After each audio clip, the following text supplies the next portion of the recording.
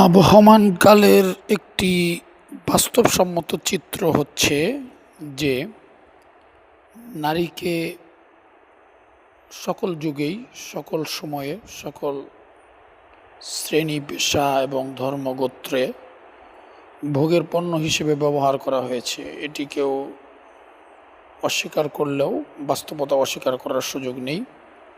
তবে সেখানে ইসলাম নারীদেরকে সর্বোচ্চ সম্মান এবং তাদের নিরাপত্তা নিশ্চিত করেছে।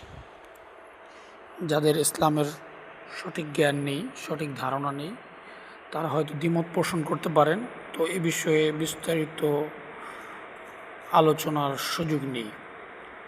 তো আমরা যে বিষয়টি নিয়ে এখানে আলোচনা করতে চাচ্ছি সেটি হচ্ছে,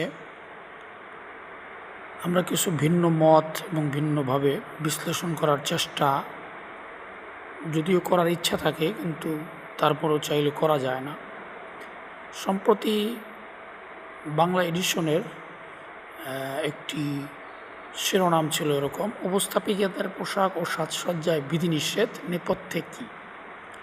যদিও শিরোনামটি দেখে মনে হবে যে এখানে নারীদেরকে সাজসজ্জা এবং পোশাক ব্যাপারে বিশেষ করে কিছু বিধিনিষেধ আরোপ করা হয়েছে। বিষয়টা যদিও প্রতিবেদনের মধ্যে এসেছে, কিন্তু তার থেকেও আরও মজার এবং আশ্চর্যের বিষয় হচ্ছে অশালীন পোশাক পরিধান করা, আচরণ, অঙ্গভঙ্গি, ঠিক একইভাবে ওড়নাবিহীন নিজেদেরকে উপস্থাপন করা, এগুলো নারীকে, তার ইজ্জত সম্মানকে লুণ্ঠন করে এবং তার যে মূল্য সেটাকে মূলত কমিয়ে দেয়।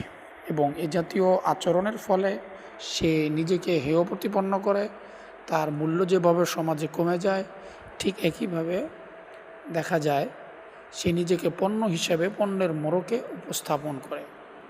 তো এই জন্য আমাদের নারীদের আবশ্যক হবে তারা এই জাতীয় আচরণ থেকে বিরত থাকবেন এবং ক্যারিয়ারের নামে নিজেদেরকে ভোগ্য পণ্য বানাবেন না। তো যাই হোক, বাংলা এডিশনের 6 মিনিট 30 সেকেন্ডের এই যে বক্তব্যটি ছিল, এখানে এই শিরোনামটি এরকমই ছিল: সাজসজ্জায় বিধিনিষেধ নেপথ্যে কী। উপস্থাপিকাদের পোশাক ও সাজসজ্জায় বিধিনিষেধ নেপথ্যে কী। তো যাই হোক, তারা পজিটিভ একটি সংবাদ, বাংলাদেশের বাঙালির আবহমানকালের চিরাচরিত সভ্যতা সংস্কৃতির আলোকেই প্রতিবেদনটি প্রকাশ করেছে। তো এখানে নারীদের, বিশেষ করে নিউজ প্রেজেন্টার যারা আছেন, নারী উপস্থাপিকাদের অশালীন পোশাক, আচরণ, অঙ্গভঙ্গি প্রদর্শন করার মতো কিছু বাস্তব চিত্র উঠেছে। অভিযুক্তরা এখানে এমন অভিযোগ করেছেন যে ব্যাঙের ছাতার মতো গজানো বিভিন্ন প্রতিষ্ঠান থেকে সংবাদ উপস্থাপনার নামে বিভিন্ন বিতর্কিত অশালীন কর্মকাণ্ড, যেমন নারী সাপ্লাই বা কাউকে লিপ টুগেদার করতে বাধ্য করা, এই সংগঠনের এই কাজগুলো তারা করে আসছেন। আসলে বাস্তবতা হচ্ছে এগুলো আধুনিকতার নামে অশালীন এবং সম্পূর্ণ অরুচিপূর্ণ একটি কাজ। এগুলো কখনো বিধিসম্মত হতে পারে না।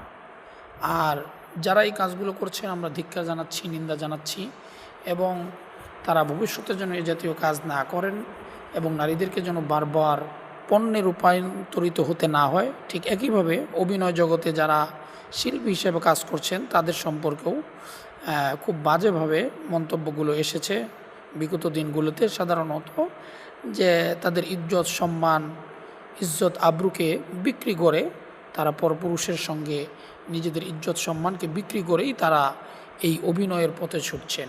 এটি সম্পূর্ণ একটি ঘৃণ্য প্রক্রিয়া এবং যেটি লজ্জাজনকও বটে। কাজেই এই জগতে যারা যাবেন, যারা কাজ করছেন, তাদের প্রতি উদাত্ত আহ্বান থাকবে, আপনারা নিজেদের ইজ্জত সম্মান সম্ভ্রমকে বিক্রি করে এ পথে ছুটবেন না। আর নিজেদেরকে বিভিন্ন মোড়কে প্রেজেন্টেশন করে, উপস্থাপন করে নিজেদের সম্মানকে কি আপনারা বাড়াচ্ছেন না কমাচ্ছেন? এবং রুটি রুজির পেছনে ছুটে এভাবে ক্যারিয়ার ডেভেলপ করে আপনারা যে সংগ্রাম করছেন, এগুলোই কি আপনাদের সংগ্রাম বা এগুলোই কি আপনাদের নারী স্বাধীনতা? হে বোন, এখনও সময় আছে, একটু ভাবুন, অন্যথায় দেরি হয়ে যাবে বড্ড।